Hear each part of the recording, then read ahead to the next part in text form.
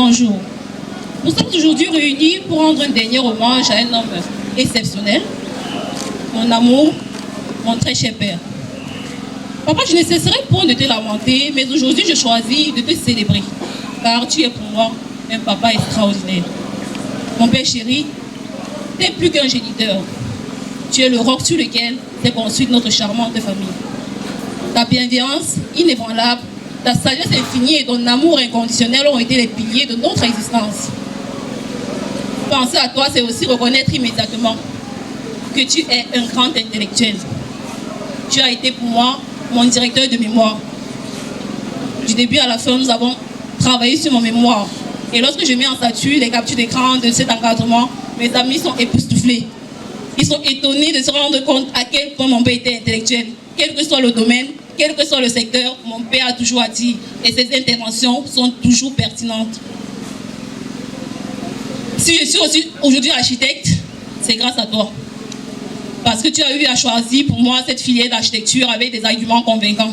Certes, c'était moi qui étais venu avec ce projet, cette école de formation, mais tu as toujours su me guider. Et jusqu'au bout, du début à la fin de cette formation, tu as été avec moi. Tu es un homme cultivé et éloquent. Il n'y a qu'à se rendre compte de la pertinence de ton intervention sur n'importe quel sujet. Tu es un homme fort et courageux. C'est à toi que je pense quand ça ne va pas. Et je me dis, papa ne recule devant rien. Alors moi aussi, je ne reculerai pas. Oui, tu es toujours positif et réellement, je tiens ça de toi. Tu l'as été jusqu'au bout de ta maladie. Tu es un amoureux du travail et de surcroît, un multitâche. J'ai toujours été admirative de tout ton potentiel et donc de tout l'amour pour le travail que tu avais. Tu es un homme sage, un leader, toujours devant des belles initiatives pour ta communauté ou encore pour tes proches. Tu es un homme généreux. Rien qu'à voir cette foule venue te rendre ce dernier hommage est la preuve de ton humanité. Ce que tu m'as également inculqué. Et jusqu'ici, j'ai pu être là aujourd'hui grâce à des amis qui ont décidé, qui ont dit, Vanella, tu verras le trajet pour rendre ce dernier hommage à papa. Et pour cela, je vous suis éternellement reconnaissante. Lorsque j'ai appris cette nouvelle, je ne savais pas comment procéder. Je me demandais même si je pourrais arriver ici et pouvoir une dernière fois voir papa. Il faut dire que la dernière fois qu'on s'est vu, c'était à l'aéroport. Il m'accompagnait ça en 2021, en octobre 2021. Et donc, je ne m'attendais pas à pouvoir rentrer. Mais mes amis, qui en même temps ont décidé que Vanella, tu feras le trajet, ils ont cotisé et m'ont permis d'acheter le billet d'avion pour arriver aujourd'hui et rendre ce dernier hommage à papa. Je vous suis éternellement reconnaissante. Tu es un bon éducateur, tu sais encourager dans nos études. Et à cela, papa, lui, chaque fois qu'on avait des bonnes notes, il s'était entendu avec nous, que ce soit pour nos tableaux d'honneur, nos rangs. Il s'est dit, voilà, si tu as telle note, tu as telle moyenne, tu as telle moyenne, tu as telle somme. Si tu as telle note, tu as telle somme. Donc, à la fin de chaque semestre, tu ramenais ton bulletin et toutes tes notes là, tu te faisais un petit pactole. C'était comme ça avec papa. Également, il nous encourageait chaque matin pour la ponctualité à l'école. De même, il avait cette habitude de nous encourager à faire des économies, raison pour laquelle il nous donnait très souvent notre argent de beignet de proche de 2 semaines même. Et là, ensemble, il essayait de voir si nous avons pu gérer jusqu'à la fin de cette semaine en question. Également, papa était toujours celui-là qui c'est un homme très vantard, qui se disait, mes enfants iront toujours à l'école avec des livres neufs. Et il ne simplifie aucune matière. C'est-à-dire, ce n'est pas le livre de maths qu'il va acheter, il va délaisser le livre d'histoire. Ce n'est pas le livre de physique qu'il va acheter, il va délaisser le livre d'informatique. Papa, lui, il achetait tout. Et que des livres neufs. Après tout, c'est quand même les enfants de M. Ndoumbe. Tu es un homme protecteur, un papa poule pour ses enfants. Il n'accepte pas qu'on nous frappe, car également, lui ne nous frappait pas. Et pour cela, j'ai une petite histoire à vous raconter. Je me rappelle, quand je venais d'avoir mon bac, du haut de mes 17 ans, et pendant les fêtes de Noël, papa, il m'a dit avec ma petite soeur, comme c'est la période des fêtes, Rosinet, toi, tu vas sortir à 19h30, tu vas sortir rentrer à 19h30 au plus tard, et toi, Vanella, tu vas sortir rentrer à 20h. Mais si vous êtes toutes les deux, vous rentrez à 20h30. Ce jour-là, j'ai passé toute la journée à la maison, et à un moment donné, une amie est venue me rendre visite, un peu tard dans la soirée. En allant accompagner, c'est à ce moment que j'ai profité pour faire un petit tour et profiter aussi de la fête. Mais juste après ma sortie, aux environs de 18h, 19h par là, papa est rentré. Et donc il a demandé, on a dit, Vanella vient de sortir. Ok, il n'y a pas de souci, nous sommes encore dans les temps. Sauf qu'en sortant, j'ai fait ma petite course et j'ai profité pour aller rendre visite à une amie. Et de là, on s'est dit, on va aller à un des festivals, je pense que c'est le festival des gaz là-bas à Tchang et tout. Donc on a fait notre petite course entre amis et on a pris ce petit bout de classe ensemble. Voilà 20h qui est passé et papa se dit, mais Vanella, elle est toute seule. L'heure c'était 20h, elle n'est pas là. Madame, mon enfant est où? Mado, mon gars, cherche mon enfant, tu me remets. L'heure passe, on se retrouve à 21h, monsieur Ndoumbe ne voit pas son enfant, il est tout inquiet. Il met la pression sur madame, trouve mon enfant. Revenez là, elle n'est pas avec elle, donc 20h30, ça ne tient plus. Mon enfant est où? Cherche mon enfant. Maman m'avait appelé pendant des heures, je ne m'étais pas rendu compte. J'étais avec des amis, on papotait et le téléphone était dans la poche. Donc juste après un moment, vers 21 et quelques, je me suis dit, voilà, je dois rentrer. Et ce n'est qu'en voulant rentrer que je me rends compte que maman m'avait appelé autant de fois. J'ai laissé un message, j'ai dit, maman, j'arrive. Lorsque j'arrive à la maison, je me faufile un peu tout doucement. Papa, il est couché au salon, il est endormi. J'arrive un peu dans la chambre, il dit, ma petite soeur, Rosny, c'est comment? Maman, c'est comment? Je dis, mais papa, il t'a cherché. Il a demandé après toi, c'est pour ça qu'on t'a autant appelé. Je dis, ok, d'accord. Et il était au salon, il était couché. Qu'est-ce que j'ai fait? Je suis revenue tout simplement au salon, j'ai pris une couverture, je me suis couchée à côté de lui. Et à son réveil, il s'est rendu compte que j'étais présente, il allait se coucher. Donc le matin, quand je me suis levée, j'ai vu papa n'était pas là et il avait carrément oublié la fête, c'était passé quoi. Et en journée, avec mes soeurs et maman, on s'est mis à rigoler de cette histoire-là. Tout ceci pour vous dire à quel point il était protecteur. Et de même, il nous a éduqués de la même façon. Il n'a jamais eu à faire une préférence vers tel ou tel autre enfant. Il nous aimait tous de la même manière. Également, papa, c'est un homme visionnaire. Je le dis parce que vous avez eu à voir ce que ma soeur vous a présenté, un tableau d'honneur où il a remercié pour la bravoure qu'elle a toujours fait, l'exemple qu'elle a été pour nous, autant pour Sorel que pour Dorian ici présente. Également, ensemble, on avait eu des projets de famille et en se disant que papa, comme tu prends la retraite, voilà, tu pourras faire ceci. Et c'est lui qui avait même eu l'initiative de se dire on aura créé une association de famille portant le nom soit Maman Marie ou encore une fondation Maman Marie ou encore une famille Ndoumbe. C'était ça l'idée. Également, de faire des cotisations ensemble en fonction des revenus de tout un chacun, de pouvoir lancer un quelconque projet. Ce projet, papa, nous te promettons que nous allons continuer à la même lancée. Aujourd'hui et pour toujours, et pour les jours à venir, nous choisissons, nous tes enfants, nous choisissons de te rendre fiers. Également, nous te gardons toujours en prière afin que Dieu te pardonne tes fautes et t'accueille dans ce royaume pour la vie éternelle. Que depuis ce royaume, tu puisses, nous tes enfants, Sorel, Dorian, Jaurès, notre cher frère qui n'est pas présent malheureusement, Rita et moi, nous protéger et nous guider comme tu le faisais de ton vivant. Je ne saurais terminer mes propos sans pouvoir honorer ma langue maternelle, cette très chère langue et ce très beau village que papa m'a toujours inculqué, il m'a toujours appris à aimer. Mon enfant, moi, il s'en est il s'en est pas petra, non, d'où est pelle, le pelle et de quoi l'âge. Il a né monsieur Ndoumbe. Il entra, il joue pas monsieur Ndoumbe, à l'intim, mais la n'a pas confa. Il a cher à l'intim, d'ingala pour un diage de l'angombo, à l'anture et chez Nanga à projet, mais non, les familles là. Il me le reproduit, il me replié, il me de temps en temps, chité, ah, on nous cas, un cas si de gombon. Un cas si, oh, il est un gamin, bon, de temps en temps, chité. Binzen continue pour projet Bajon.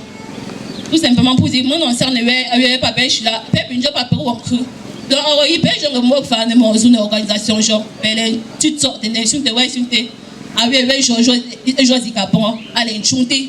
Là, il me peut me chou, les jobs à Pérou, nous jouons en bon entier, pour nous dire, c'est pas mes pour même que Ramé est bon. Donc, avec Josie Capon, allez, chanter, il y a où toutes sortes.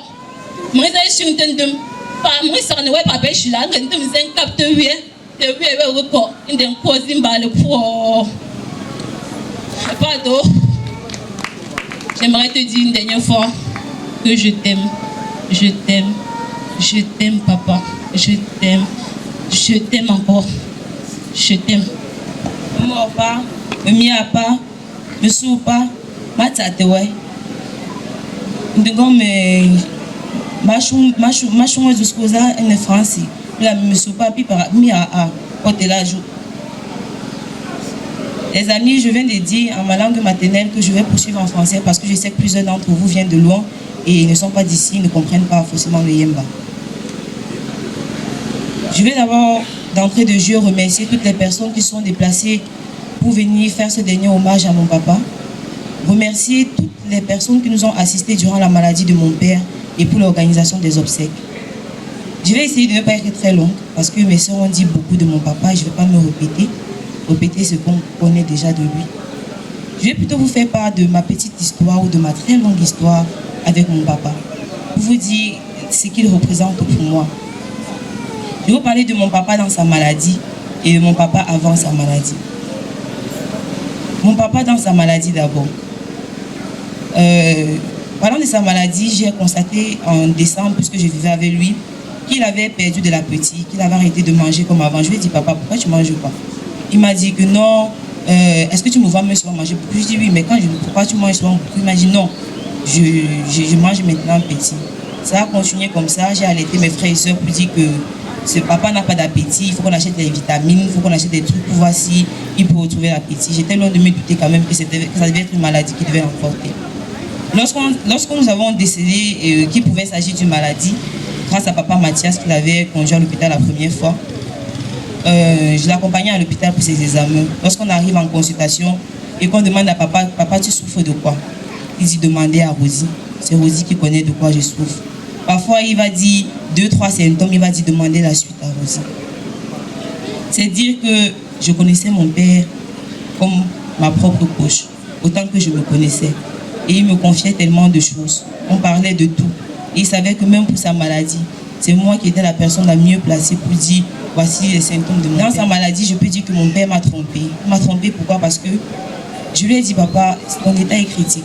J'ai l'impression que tu vas partir. Il m'a rassuré, il m'a dit non, je ne vais pas mourir. Et avant même qu'il ne meure, la semaine avant qu'il ne fasse une rechute, il allait très bien, il travaillait. Il m'a dit, Rosie, je vais manger le couscous sauce gombo. Fais le couscous, j'ai fait le couscous. Rosie, je vais manger le conche, j'ai fait une mamie de conche, elle a mangé toute la mamie seule. Je n'ai même pas goûté parce que je devais voyager. Et donc, je me sens quand même très mal parce que si j'avais su que ça devait finir comme ça, je me serais mieux préparée parce qu'honnêtement, je n'étais pas prête à le perdre. Dans sa maladie, papa était rempli d'espoir, de positivité. Il était certain qu'il allait guérir, il ne pensait même pas un instant qu'il allait me quitter. C'est pourquoi, durant tout le cheminement qu'on faisait à l'hôpital, je ne faisais que lui dire, papa, accroche-toi à la vie. Papa, peu importe ce que tu vois de l'autre côté, ne cède pas. Je suis là, je vais venir te chercher. L'hôpital où on s'en va, tu vas trouver la guérison là-bas. Reste à mes côtés. Et de là, je me demande si j'ai eu tort de lui promettre la guérison, une guérison qu'il n'a finalement pas obtenue.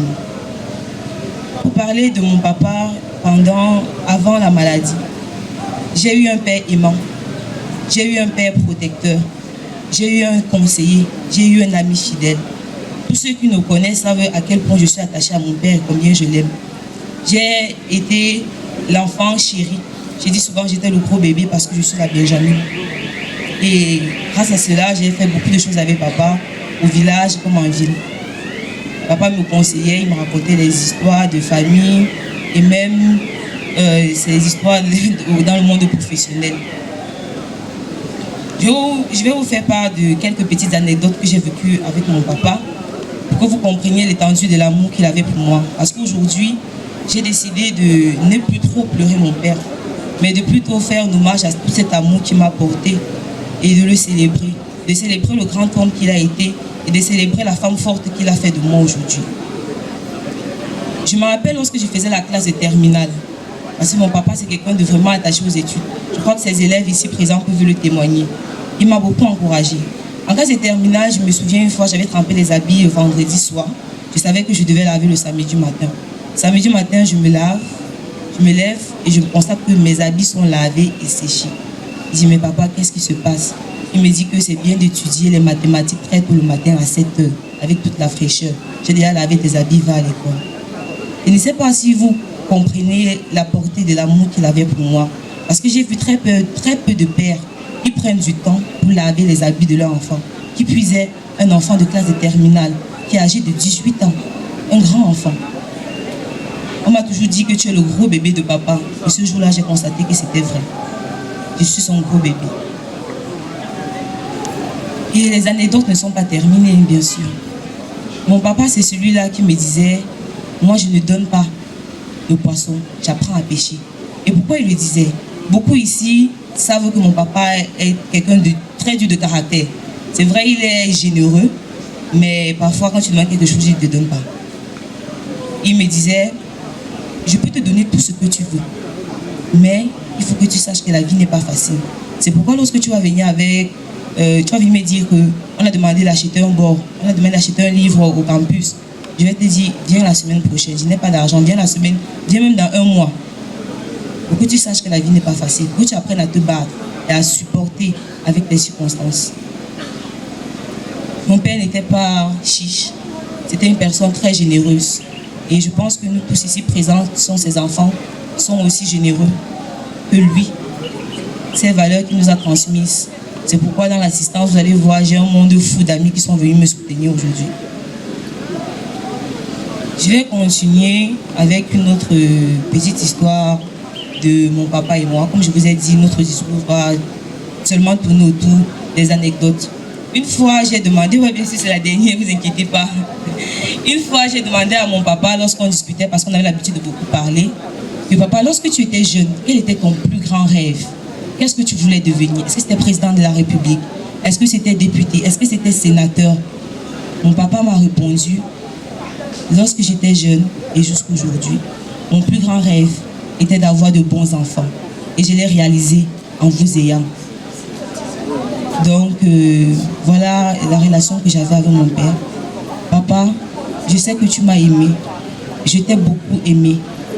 Nos histoires ensemble seront toujours nombreuses. Aujourd'hui, je suis orpheline. Je suis vulnérable, comme bien souvent le dit, parce que j'ai perdu mon protecteur. Mais je sais que de là où tu es, tu me regardes, tu me protégeras, tu verras sur mes frères et sœurs. Et sois-en sûr, les projets que tu as laissés, on va les réaliser. Tout ce que tu avais prévu faire, on va le faire. Et on va le faire de manière grande. Je vous remercie.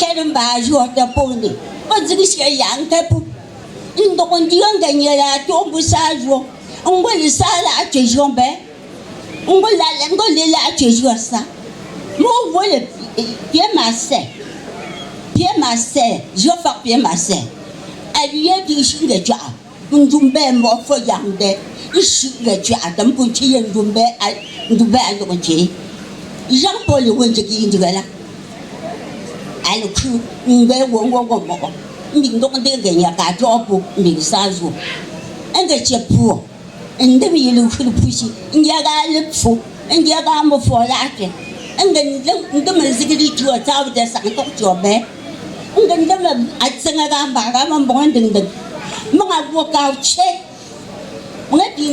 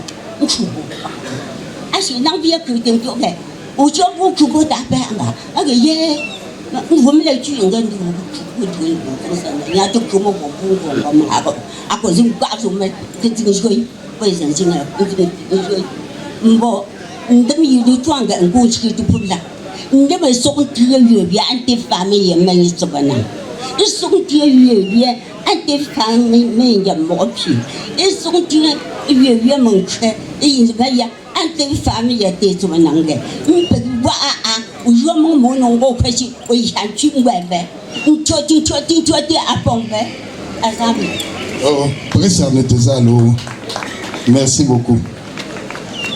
Je pense que c'est... Une certaine autorité administrative, une certaine congrégation des enseignants qui peut gérer le choix, une certaine pas que vraiment nous tiens à tout le monde. En 2020, décembre 2021, nous sommes allés à un ton, et puis nous coûtons ma que j'ai un peu mais vraiment, je suis dépassé. Je ne peux pas pied. Je ne peux pas je ne peux pas le chez toi. Je ne peux pas ton alors on peut arrêter.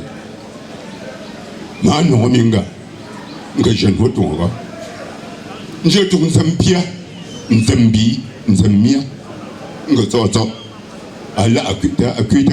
il faut agir rapidement. L'ami, je me dis pour quand je vais maman, il y a un peu. Je joue les gars, je me dis le pour passer. Payez pour les gens tollés. Je me dis que je suis écrit. Accueilli. Je ne sais pas. Chez papa, chez maman, chers frères et sœurs, autorité traditionnelle, autorité administrative avant de distinguer. La congrégation des enseignants qui est venue enterrer vos amis, soyez les bienvenus. Je me tiens comme ça avec les larmes aux yeux, parce que je viens de perdre l'enfant de mon grand frère qui est mon enfant, qui est accouché d'Oumé et Bénizel. Je savais qu'il devait venir m'enterrer avec toutes ces dégradations que je vois. Mais c'est moi qui l'enterre. Ça fait mal dans le cœur. Je suis ému de voir tout ça. Nous, on a cherché. On a vu que c'est le dos, c'est-à-dire la tradition, côté paternel, côté maternel. Et on dit que si on ne travaille pas vite, un autre encore va mourir. J'ai supplie. On dit souvent que tu pleures ta mère pour aller au marché. Je l'ai pleuré et aller au marché. Parce que je suis dépassé. Toute personne qui est venue ici au deuil, que le Dieu Tout-Puissant vous protège, que vous rentrez chez vous sans insistant. Je vous remercie. Me voici, Seigneur. Me voici comme un enfant, me voici, Seigneur. Me voici comme un enfant. Merci. Okay. Merci.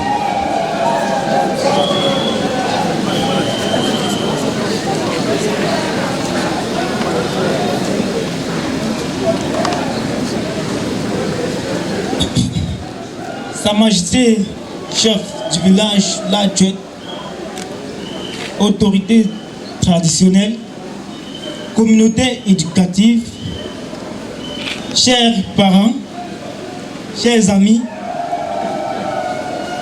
chères familles, soyez une fois de plus la bienvenue à la Tchèque. Aujourd'hui, nous sommes rassemblés pour dire adieu à un homme exceptionnel, un homme rempli de joie, un homme patient, mon beau-père très chéri. Trouver les mots pour exprimer la profondeur de notre peine, vraiment, est une tâche difficile. Mais je ferai l'effort de vous, je souhaite vous faire part de quelques traits que nous avons eu à vivre ensemble. Mon beau-père chéri, rencontrer mon beau-père chéri était vraiment un moment charnière dans ma vie. Un moment qui a enrichi mon existence de manière inattendue. Car papa, mon beau-père chéri, m'a accueilli dès le début à bras ouverts, partageant son amour, son soutien, comme si j'étais son propre fils. Ceci a commencé en décembre, quand ma belle-maman m'appelle Boudi. Papa, ton beau-père, le père de dos, est vraiment, on a dit, il a perdu le poids, il a maigri. Elle dit, qu'est-ce qui ne va pas, maman? Maman me dit, il faut faire l'effort d'aller voir papa, ça ne va pas. C'est ainsi que, après les fêtes du 26 décembre, moi et mon épouse, nous nous sommes dépêchés d'aller voir papa, monsieur le proviseur, comme on avait l'habitude de l'appeler, comme j'avais l'habitude de l'appeler. Dès notre arrivée, toujours souriant qu'il était, il m'a toujours lâché ce petit sourire et on a eu à échanger sur certains points. Je lui ai demandé qu'est-ce qui ne va pas, papa. Il me dit, jusqu'ici, il a déjà fait tant d'examens, mais pas encore, on n'a pas encore vu ce qui ne va pas. Mais on a fait ce qu'on pouvait faire, passer du temps ensemble, puisqu'il avait cette façon de nous réconforter, de nous apporter des paroles qui pouvaient nous faire construire beaucoup, traverser beaucoup des étapes. Bon, papa, après ce jour, à un moment, papa m'a appelé pour dire, j'ai appelé papa, il me fait comprendre qu'il est dans un centre à Douala, toujours pour les soins. J'ai demandé, mais papa, jusqu'à Douala, moi-même, je n'avais pas compliqué la maladie. Je me disais, ça va passer.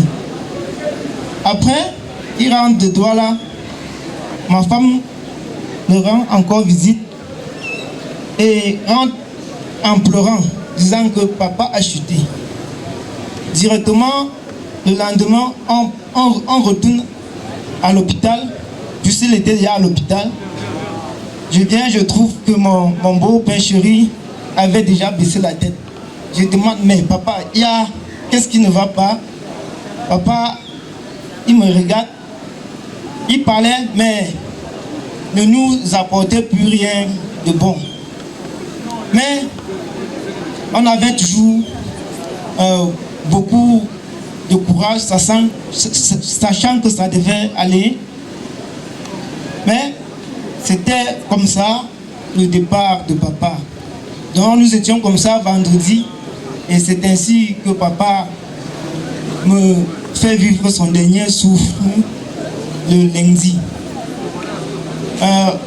Je vous remercie beaucoup que le Tout-Puissant qui nous a fait venir jusqu'ici nous ramène de chez nous sans aucun problème et que papa repose en paix. Moi, t'attends là. T'attends Saint-Ompie. Mienka, les îles. Entre par là à Menouet. T'attends mon chef d'établissement. T'attends mes chichas. T'attends mon grand school. T'attends Allah. Sambouche, puis de aller là, à chou ou chou dombe et d'Ebenezer. On de quoi attend, de quoi maison. Aller là, un chou, de pas maintenant. Mais le pain, un goût. Ich parle en maison. Puis, awaning et awen tegli ambupek. Ali pingza unyan tegli mata. Malamba senga inang ta ituma maison. Azana chujo ke perang gamara. Bina anza inang isangmen. Bing shu Ante Yamazon. Alan Way Bounty in Mass Mapusang in Apumba and Hunino.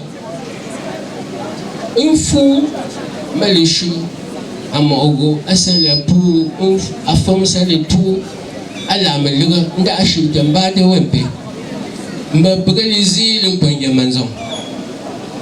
Dimbuch en kaka maintenant ça pas me khouba aye wa mo kwangti bi khuba bugli zambe kwangti ma tembing tilia bugli chinge manzo ya innumo imbing khuba indugli sa aliya zimama khata manzo apungambi Mama zoi shite manhu mbembela alaga mabingle la sumtemia le pou izina akuita wempe tamba ndo charla ndema ukuto mo chunya ana manza tanzawa ula sala entomo amusi pugakilla pugazati tsini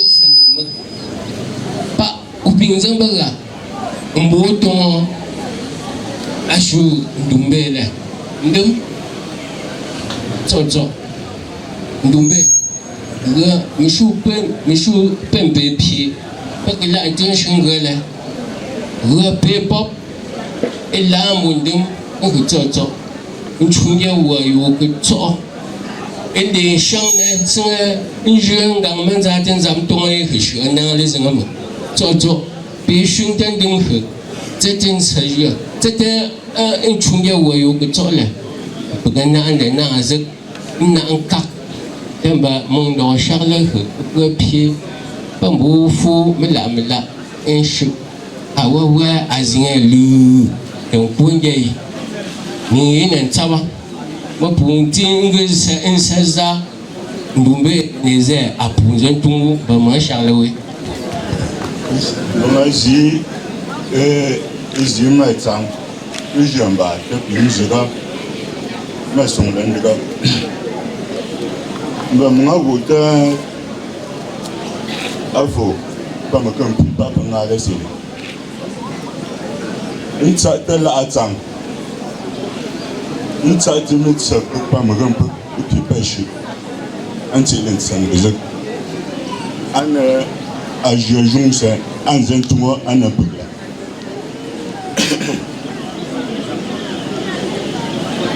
souvent, tu peux regarder son péché.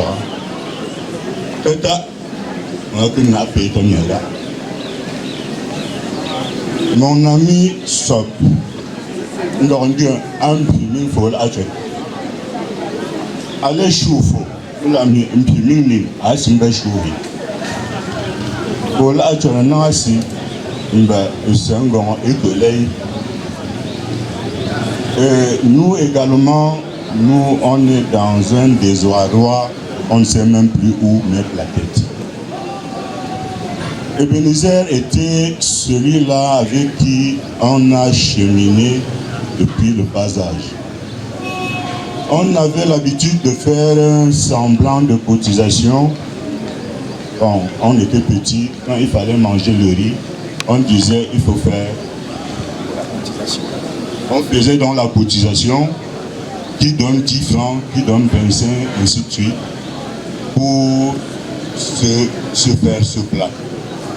Nous, on a donc grandi dans l'esprit de l'union, l'entraide, les conseils. Ebenezer était celui-là qui était toujours en train de nous dire faites attention, il y a telle chose, il y a telle chose. C'était un homme dur de caractère, certes, mais très conciliant. Je pense que à l'entame des propos tout à l'heure, l'impresario a tout dit. Si les gens étaient attentifs, ils auraient compris le mot de transition qu'il a utilisé avant de commencer son exposé. Je ne vais pas revenir là-dessus. Je veux tout simplement dire ceci. Les enfants, je pense que papa vous a suffisamment édifié. Il vous a donné le départ et l'arrivée de la vie. Il vous a donné la science de la vie. Il vous a tout donné. Nous sommes plutôt orphelins. Parce qu'on avait beaucoup de projets ensemble. Mais au jour d'aujourd'hui, nous on pense et on demande à Dieu qu'il inspire un autre Ebenezer, parce qu'en réalité, c'est le Sawa dans la famille Foreketchan. Parce que non seulement le nom Doumbé, mais il parlait aussi très bien de Douala. Donc, à un certain moment, il nous disait Amoto, Newa, Nanje, on répondait Newa. Donc, il nous a appris à parler Douala. C'est vrai que parmi nous, il y en a qui ont vécu là-bas, qui parlent aussi, bien évidemment, le Douala. Mais je vous dis sincèrement, ne pensez pas, je ne peux pas être long, parce que si je continue, je risque d'affaire. Je dis tout simplement, merci pour la population qui est là. Merci pour tout. Et que le Seigneur nous protège. Je prends la parole en tant que coordinateur MRC Zone Foreketchan. Grand frère Doumbé Ebenezer, au nom du MRC, repose en paix. Personnellement, nous nous sommes rencontrés dans le champ politique à travers le MRC, Mouvement pour la Renaissance du Cameroun. Tous natifs Foreketchan. Une question nous a chauffé les méninges. Comment implanter et faire asseoir le MRC à Foreketchan? Autour d'une table, la solution a été trouvée à travers 4 idées principales. Ne jamais faire de nos adversaires idéologiques et politiques nos ennemis. Convaincre et non contraindre. Débattre et non combattre. Car le choix politique ne saurait être un défi. À travers ces idées, le MRC a conquis Foreketchan au moins à 80%. C'est ce qui témoigne la présence massive des représentants d'unité ici à Atcho. Ce travail a été apprécié par nos patrons hiérarchiques. En l'occurrence, la Fédération communale de Tchad, ici présente, la Fédération départementale de la Ménoire, ici présente, la Fédération régionale de l'Ouest, ici présente, le directoire national ici représenté.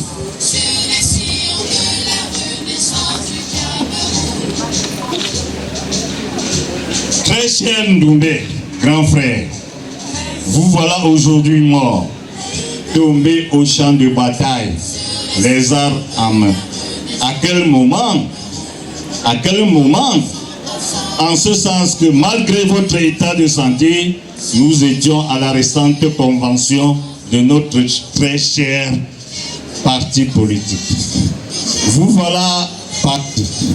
Nous resterons continuer le travail que nous avons commencé à travers l'unité d'Atchou, que nous y veillerons particulièrement.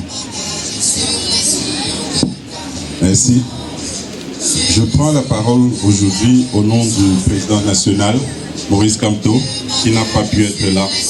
En fait, pourquoi? C'est parce qu'il y a eu, avant notre AP Ndoumbe, un de nos AP, Kwam Adolphe, qui est décédé, sorti de prison. Et malheureusement, aujourd'hui, c'était son jour, son enterrement à Baham. Je voudrais parler de notre AP Ndoumbe, déjà en commençant par une chose, une maxime. Il y a une maxime qui dit qu'un artiste ne meurt jamais. Même si dans l'imaginaire collectif, l'artiste est représenté par la chanson, parfois les écrits et tout autre contenu qu'on peut connaître ou savoir, Ndoumbe nous a montré que la qualité de vie est un art. Un art pourquoi? Avant moi, vous avez suivi les différentes interventions, notamment de ses enfants. Chaque enfant a insisté sur une anecdote, a insisté sur sa volonté à apprendre. Je pense qu'il y a une de ses filles qui a dit que papa apprenait à pêcher, il ne donnait pas du poisson. Donc, je vais parler de ses actions. Je vais parler de ses actions en commençant par le fait que une de ses filles l'a invité à Douala pour se faire soigner. Mais notre ami politique, Ndoumbe Ebenezer, a préféré se déplacer. Bien qu'étant très amaigri, parce que nous l'avons vu à la convention, à notre convention à Yaoundé, oui, en décembre. Alors, malgré son état de santé, il a tenu à être présent. Pourquoi? Parce que c'est quelqu'un qui avait des convictions. Et déjà, dans le département de la Ménoire, notamment ici à Fouetté, il a sémé une graine. Il a sémé une graine.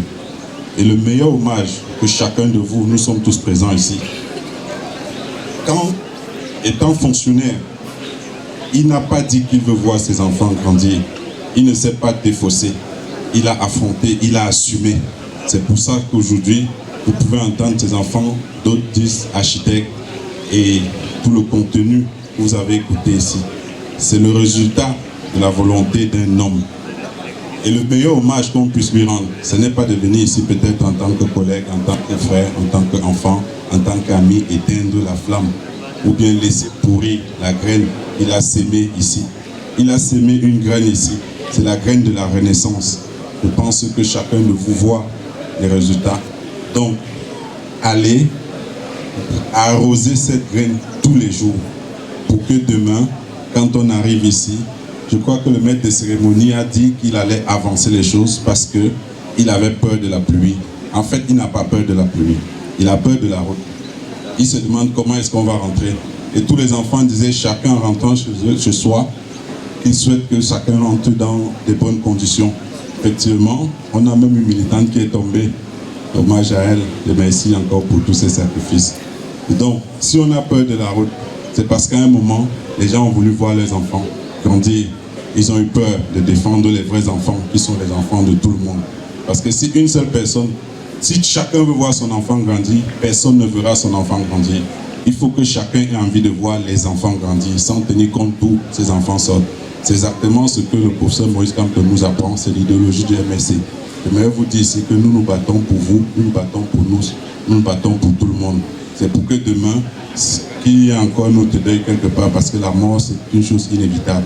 Que chacun puisse s'y rendre en paix et qu'il puisse retourner en paix. Donc, je sais que je vous êtes déjà impatient, oui. On n'est pas là dans un meeting, je reconnais, mais sachez qu'on est en train de dire quelque chose d'important, parce que c'est important pour celui qui est couché de le faire. Parce que s'il a préféré mettre sa santé en berne pour aller à une convention de son parti, c'est parce qu'il avait quelque chose à dire. Et nous ne devons pas être les premiers à l'éteindre. Donc, excusez-moi un peu, si vous permettez de dire juste ces petits mots.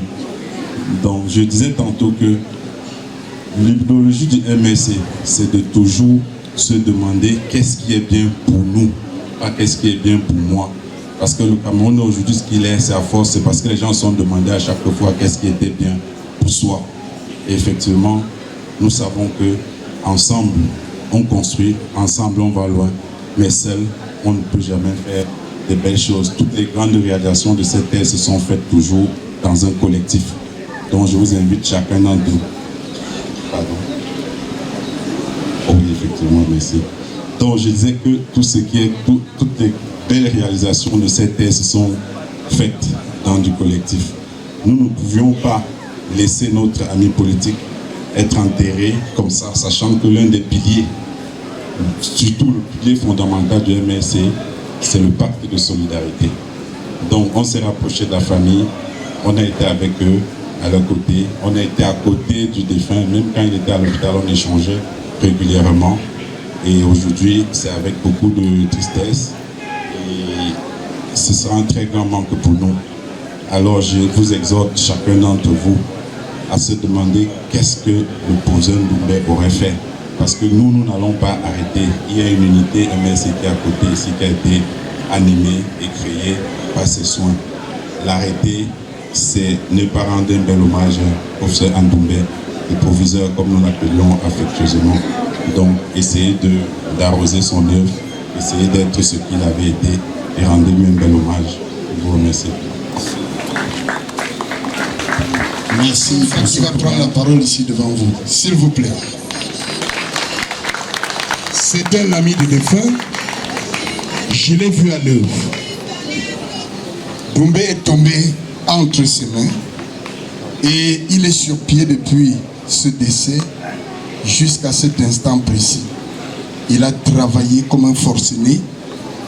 Le voici ici présent. Il est le seul à pouvoir nous dire les circonstances du décès, de la mort du proviseur Doumbé et qu'est-ce qui s'est passé jusqu'à ce matin où nous sommes dans les obsèques. Monsieur Sonfa, à tout Seigneur, tout honneur, s'il vous plaît. Merci, cher ami. Merci, monsieur Dantan. Monsieur le délégué départemental des enseignements secondaires ici représenté, chères autorités traditionnelles,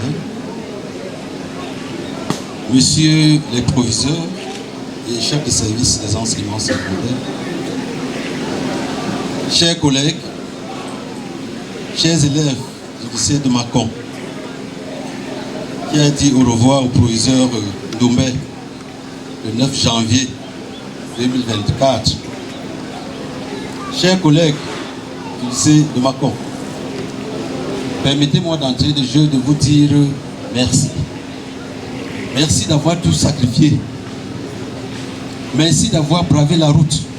Merci d'avoir bravé les intempéries pour être ici ce matin.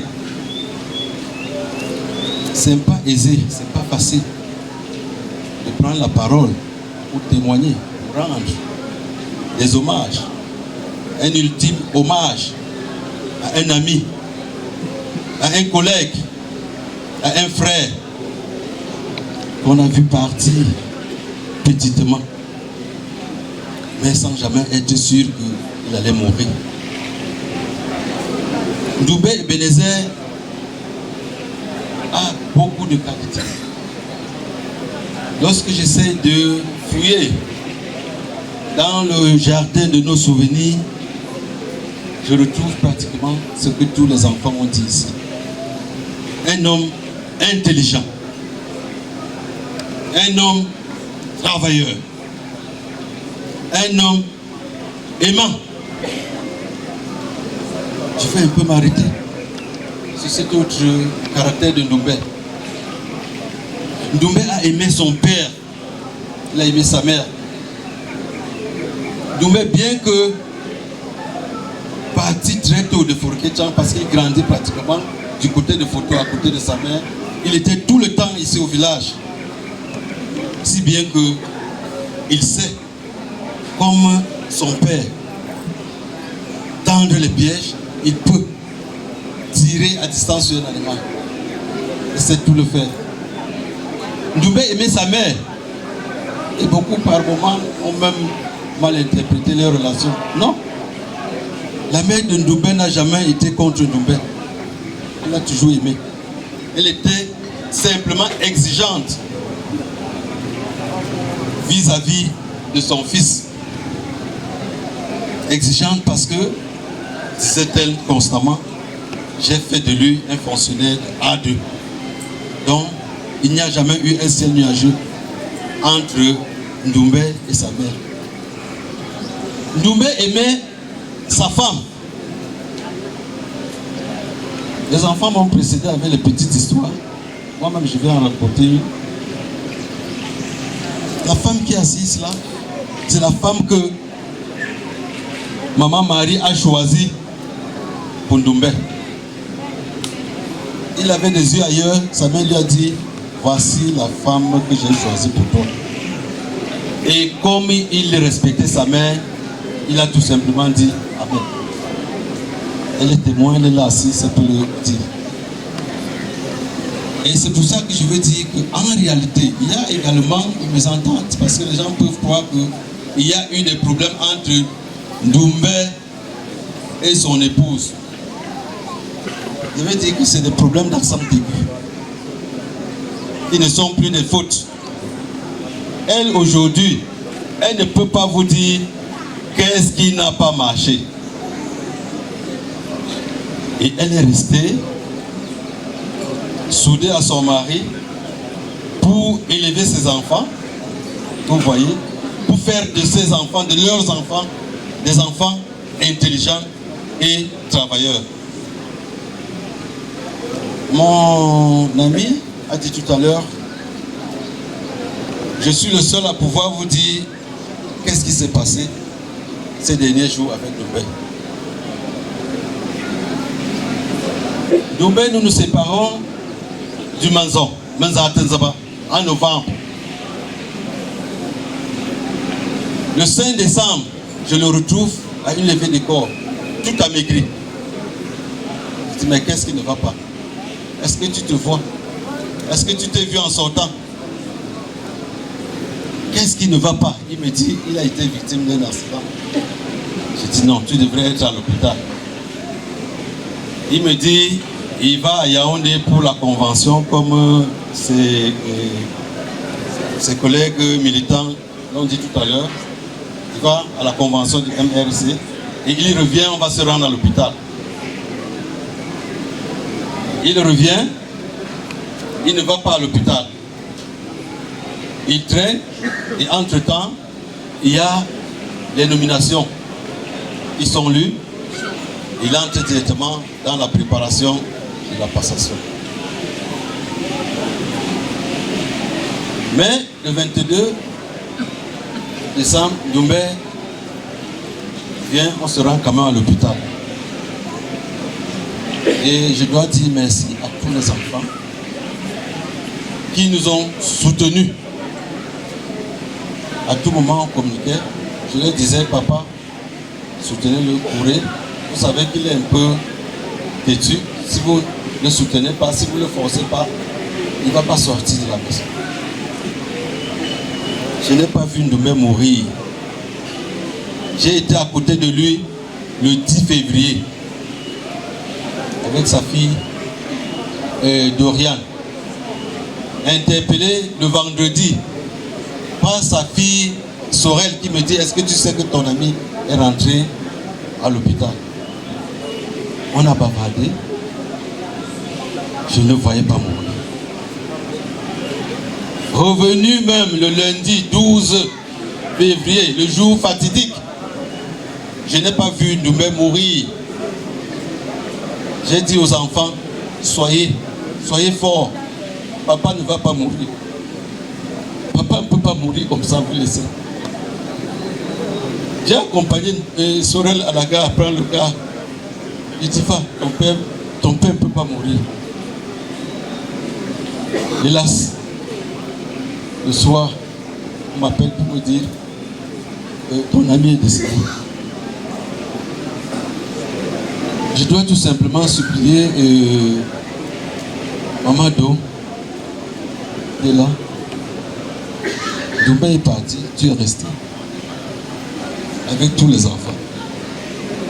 Qui sont tes enfants. Tu dois les garder comme il m'a pu. Il peut même arriver que des canetons se retrouvent sous les ailes, sous tes ailes de poule, pour s'abriter. Je te supplie, il faudrait les garder. Je vous supplie. Restez unis. Restez unis. Je ne vais pas être long. Je vais tout simplement prier le bon Dieu de raccompagner chacun de vous tous ici. Sans heurte. Merci.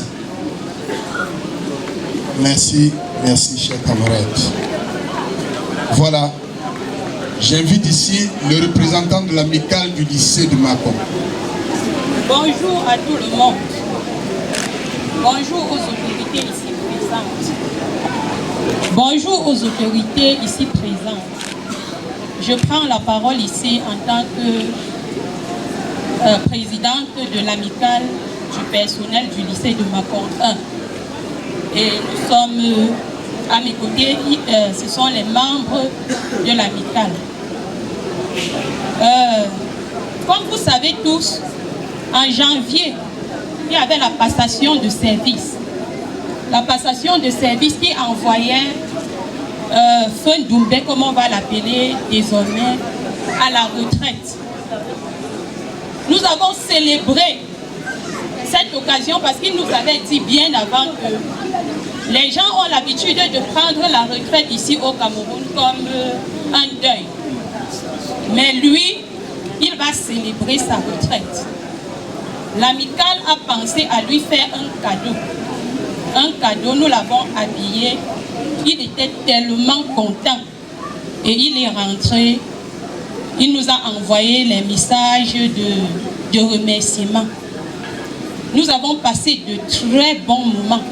Il nous a encadrés comme il faut au lycée. Il était un papa pour nous.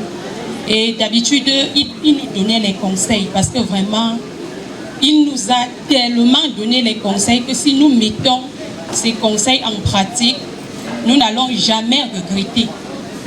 Donc, l'amicale du personnel du lycée de Mâcon 1 a tenu à rendre un dernier hommage à Doumbé Ebenezer. En mourant, il restait un membre de l'amicale. Et alors, nous avons voulu lui rendre cet hommage-là, braver tout pour l'accompagner. Tous les amicalistes de Mâcon sont présents pour dire au revoir à ces grands hommes qui a vraiment marqué notre vie au lycée de Mâcon. Les élèves sont là, notre proviseur ainsi que tout le staff administratif pour dire au revoir à ce père. Nous l'appelions sénateur ou papa. Et on va continuer de l'appeler comme ça, même si c'est feu sénateur, parce que tout ce qu'il nous a dit reste gravé dans notre esprit. Merci. Merci.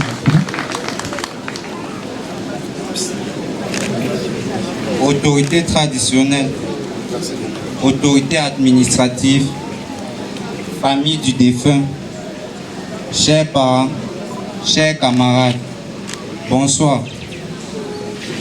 Notre cher papa, notre proviseur, vous êtes parti avant nous, bien trop tôt, et vous nous rappelez qu'ici-bas, rien n'est éphémère. Nous sommes très heureux d'avoir partagé avec vous une partie de votre vie scolaire. Vous aviez l'art de cultiver la discipline, le civisme et le travail. Oh, cher papa, cher conseiller, vous nous avez toujours conduits vers le chemin de la réussite. Monsieur le proviseur, malgré votre départ douloureux, dont nous n'arrivons pas à nous y faire, vous resterez toujours gravé dans nos cœurs et nous vous serons éternellement reconnaissants. Reposez en paix. Votre vie s'est arrêtée, mais vos souvenirs restent présents dans nos cœurs. Traditionnelle, religieuse, éducative, ici représentée. Nous vous souhaitons un agréable séjour à la Tuette. Au nom du personnel administratif du lycée de Mâcon 1, nous allons adresser un dernier mot à monsieur le proviseur, à monsieur le sénateur, au boss, comme nous l'appelions affectivement. Je vais commencer par me tourner vers les autorités religieuses et traditionnelles, autant pour moi, pour vous rassurer en vous disant que M. Ndoumbe Ebenezer était un fervent défenseur de la tradition. Et il nous a bien appris cela. Chers élèves, M. Ndoumbe vous aimait. Et pour lui rendre cet amour, je sais que chacun d'entre vous a encore un de ses cours, car depuis son passage au lycée de Mâcon, il a tenu lui-même à vous encadrer. Gardez soigneusement ce cours, réalisez-le, profitez-en, c'est le dernier hommage que vous pouvez lui rendre. Souvenez-vous des galops des saints, souvenez-vous des objectifs qu'il s'est fixés avec vous, souvenez-vous des résultats qu'il aimait tant afficher, qu'il aimait tant vanter, surtout quand ils étaient bons. Souvenez-vous du sénateur. Il vous appelait citoyen, vous l'appeliez le sénateur. Souvenez-vous de lui. Chers membres du MRC, ce que je peux vous dire, c'est que du haut de sa casquette de proviseur, M. Ndoumbe n'a jamais politisé le lycée de Mâcon 1. Mais par contre, tous les idéaux dont vous avez parlé, il en était un grand défenseur. Donc vous pouvez aussi être fiers de lui. À monsieur le délégué départemental des enseignements secondaires, à monsieur le proviseur ici présent, depuis sa nomination, depuis sa mutation à Mâcon, quittant du lycée de Foto-Livonli, monsieur Ndoumbe Ebenezer s'est inscrit dans un vaste chantier, un chantier de rénovation pédagogique. Il n'a jamais pris cette mutation comme étant une mutation disciplinaire. Quittant de 800 élèves pour se retrouver dans un lycée de 180 élèves à l'époque, il s'est donné pour objectif de transformer les élèves mis à sa disposition en futurs chevaliers, en futurs représentants de la société telle qu'on le souhaite. Pour preuve, sur le plan sportif, il s'est battu, malgré l'inexistence des infrastructures au lycée, à fabriquer une championne, une double championne au FENASCO aux 5000 mètres, 2 ans successivement. Sur le plan pédagogique, quittant du fond du classement, il s'est battu pour que Mâcon se retrouve parmi les meilleurs dans la main noire et il n'en était jamais satisfait car chaque année, il haussait toujours l'objectif à atteindre les 10%. Donc, je ne peux pas détailler tout ce que M. Ndoumbe a fait sur le plan pédagogique, mais je tiens encore à signaler que, ayant rencontré au lycée à son arrivée, une dette contractée par l'APE pour faire fonctionner l'établissement, il s'est battu avec l'effectif dont j'ai parlé tout à l'heure, de faire que cette dette soit remboursée et que le lycée continue à vivre une dette allant de près de 3 500 000. vous comprenez que monsieur le sénateur était donc quelqu'un de très intransigeant sur le plan du travail. Et nous lui rendons hommage pour tout ce qu'il a fait pour nous sur ce plan pédagogique, car nous, ses collaborateurs, n'étant pas assez formés, nous avons profité de lui avec sa casquette qu'il a eue à la délégation comme conseiller pédagogique, à nous parfaire dans notre travail. Monsieur Ndoumbé jouait le rôle de surveillant général. Monsieur Ndoumbé jouait le rôle de censeur. Monsieur Ndoumbé jouait tout le rôle quand cela était nécessaire. Et il ne s'en plaignait pas auprès de nous. Au contraire, il cherchait simplement à nous amener à être meilleurs dans notre travail. Pour cela, nous remercions l'État de nous avoir confié un proviseur à la personne de monsieur Ndoumbé. À la famille, je vais simplement dire que notre sénateur nous demandait de faire tout pour que la famille soit toujours soudée. C'était un papa pour nous.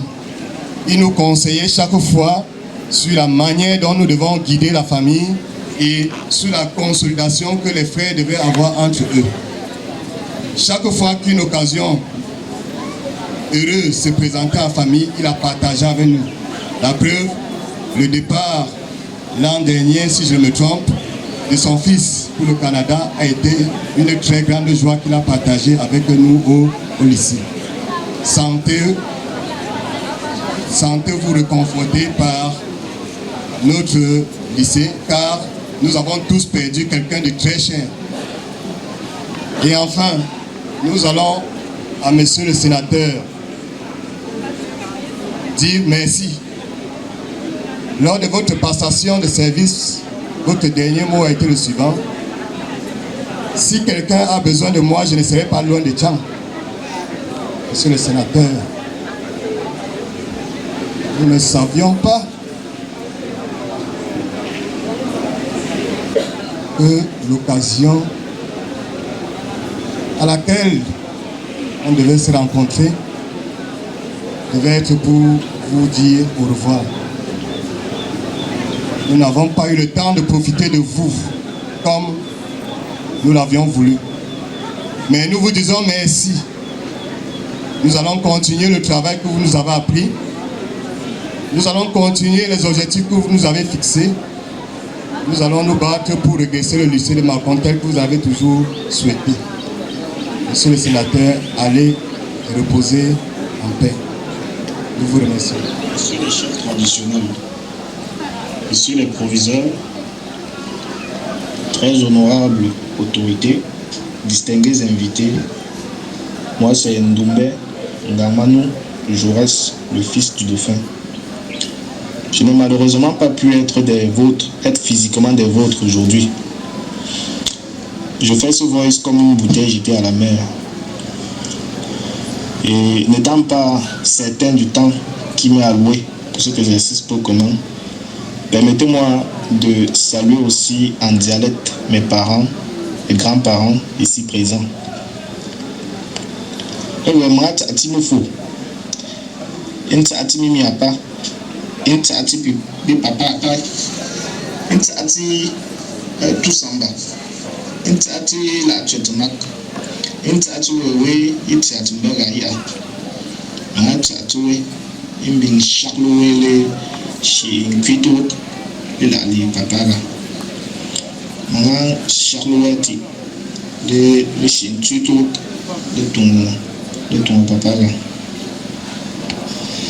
Anu hucho aunzarati anu mesi asinati mingongo nkakuogalishi tumbaga kaping kuogalishi tumbaga mbimbu njo wewele tanti njo wewele zabanezingo famishire anu nhu metra te kumbopo te wapa me ponte le repop a charlo wa popti ale ndombo shuni zimpe inha ugomega ngomu teta manga anja wele lugomu pek elie bingbo non charlo wa te ma Charloué. Bon, Père que tout ça, pour avoir ton crème, ton air, autant le pot. Père tout ça, ma bien le roi France, c'était le ton qui était. Ils m'ont dit, on vous parle. Ma Charloué, Tinzanza. Ma Charloué, le compare. Ma Charloué, le pega. Elle y est. Si je veux traduire ce que je disais en français, c'était juste merci, bien-aimé, qui a touché tant de vies. En souvenir d'un père aimant, bien-aimé, qui a touché tant de vies. Vous savez, un père est quelqu'un à qui l'on doit la vie. Mais c'est beaucoup plus que cela. C'est un ami, un confident, un mentor, un guide. Je vais vous faire une confession aujourd'hui concernant mon père. Je n'ai jamais appelé mon père par son nom et mon père ne m'a jamais appelé par mon nom. Il m'appelait affectueusement Faux ou encore Détertique ou plutôt Petit Danger et surtout dans les moments émus, il m'appelait mon fils bien-aimé. Je ne sais pas s'il est écrit quelque part qu'un parent est obligé d'aimer ses enfants. Qu'un parent est obligé de prendre soin de ses enfants. En tout cas, si ça existe, moi je n'ai jamais vu. Du coup, pour moi, mes parents, notamment mon père, qui ont fait d'un devoir le fait de s'occuper de moi, cela m'a beaucoup touché. J'ai toujours pensé avoir été aimé pour rien. Qui m'appelait mon fils bien-aimé, mais que je ne le méritais pas. Voilà pourquoi je m'étais donné pour mission de travailler pour briller et lui donner une bonne raison de m'appeler ainsi. J'ai foncé tête baissée dans la vie. Dans la vie, on va dire. J'ai jamais dit en retour qu'il était mon père bien-aimé. Je me suis donné à la vie de l'école et après à l'école de la vie, comme un taureau qui court tête baissée. Jusqu'à cette fin d'année, tu avais encore toute ta forme et ta force que je connais et que j'imite silencieusement. J'ai cru lorsqu'on m'a dit à l'école que l'espérance de vie était de 100 ans. Voilà pourquoi je pense que tu es parti trop tôt. Je pense à tes projets de retraite. L'ONG que tu voulais créer, mettre en place à Francky. Ton projet apicole, les ruches, la pisciculture, ton projet pour tes enfants, ta famille, pour ton village, ton projet politique, etc. Je pensais que tu allais me voir devenir un homme. Je pensais que tu allais me voir me marier. Je pensais que tu allais me voir avoir des enfants, faire de toi un grand-père. Je pensais que tu allais me voir devenir aussi un chef de famille à ton image. Ça ne fait pas longtemps, on se battait ensemble contre ta maladie qu'on n'a pas cerné. Ça ne fait pas longtemps que tu es parti et pourtant, tu me manques déjà, papa. Père bien-aimé, tu m'avais accusé d'avoir une sagesse précoce. Mais ton amour et ta sagesse m'ont guidé tout au long de ma vie. Père bien-aimé, voici aujourd'hui tu n'es plus là.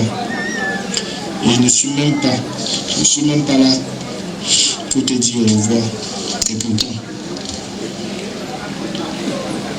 Père bien-aimé, j'ai appris avec toi des choses qu'un père fait pour sa famille et qui sont invisibles aux yeux de tous. Père bien-aimé, j'essaie de vivre avec la dignité que vous m'avez enseignées, j'essaye. Père bien-aimé, veille sur ta famille et tes enfants de paix en moi. Murmure que je ne vis que pour les retrouver. À tous mes ancêtres, je suis peut-être loin de vous, mais je n'ai pas oublié où vous avez enterré mon nombril. Dans mon discours, je vous ai épargné son parcours plutôt élogieux quand on regarde d'où il vient et les difficultés qu'il a traversées. Parce que chacun peut contempler son parcours. Pourtant, il a traversé beaucoup de difficultés. Sous d'autres cieux, il aurait peut-être été plus, encore plus, ou il aura accompli encore beaucoup plus. Il s'est battu comme il pouvait face aux difficultés avec ce qu'il avait. Certains hommes peuvent regarder ces petites incompréhensions, les petites incompréhensions que le père avait avec la mère ces dernières années et mal me comprendre. Je ne suis pas en train de dire que tu étais un homme parfait. Aucun de nous ne l'est. Un passage de la Bible exprime mieux ce que je dis en ces mots. Que celui qui n'a jamais péché lui jette la première pierre. Seigneur, ton serviteur que je suis, te prie de pardonner les fautes de mon Père et de l'accueillir qu'il repose auprès de toi. Je te prie avec le psaume 39, verset 13. Écoute ma prière éternelle et prête l'oreille à mes cris. Ne sois pas insensible à mes larmes, car je suis étranger chez toi, un résident temporaire comme tous mes ancêtres. Amen. Un proverbe que j'aime bien dit ceci. Les vivants ferment les yeux des morts et les morts ouvrent les yeux des vivants s'ils sont conscients. Rien n'est plus vivant qu'un souvenir. Papa, merci pour tout ce que tu as fait pour moi. Papa, merci d'être mon père et mon ami. Je t'aime toujours. L'amour nous sépare de ceux que nous aimons, mais l'amour nous donne une petite part d'eux qui vit toujours en nous. Merci. Voilà, merci. Merci d'avoir pris votre mal en patience. Le message était plein de portée. Nous avons suivi de bout en bout et c'est Jaurès qui parlait, qui est parti très loin d'ici à la quête de la connaissance pour pouvoir devenir un homme